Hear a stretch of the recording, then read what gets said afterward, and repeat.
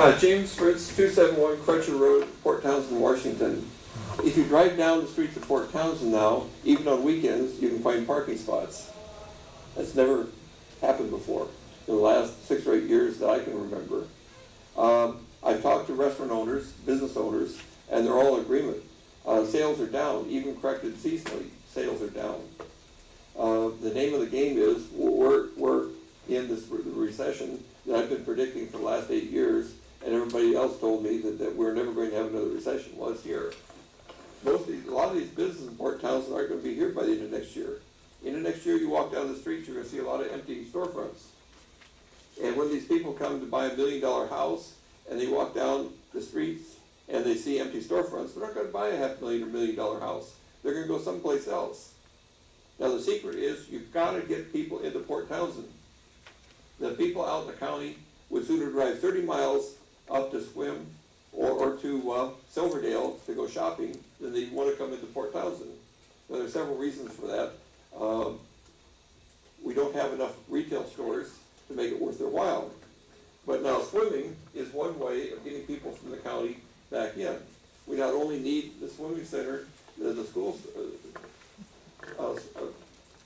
pool open, but also some private people are talking about an aqua center, which would also be a tremendous asset to the community.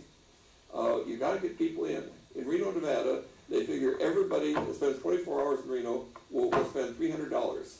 So they see it as just a case of getting enough people in to be able to achieve whatever they want to achieve. And in the case of Port Townsend, it's been sadly lacking. Same way tourists are going to fall off. Our tourist level is going to fall off, and they're going to spend less. All these retirees have lost 30 to 50% of life savings. They're not going to be spending money anymore. They're going to be pinching pennies. We're in a totally new situation. We've got to reinvent Port Townsend, and we've got to reinvent Jefferson County. And I have a whole series of suggestions which I'm going to work out. Like, for instance, the entry, the Gateway Park should be expanded. The idea that we should use it as a museum, I think, is excellent. We need to get all the junk logging equipment and fishing equipment and everything. Tourists love that stuff. They see museums, they come in. We got to get people into Port Townsend if these businesses are going to survive. And the easiest way to do it is things like swimming and other reasons why they come into the county, into Port Townsend, to be able, and if they're here, they'll spend money. Thanks.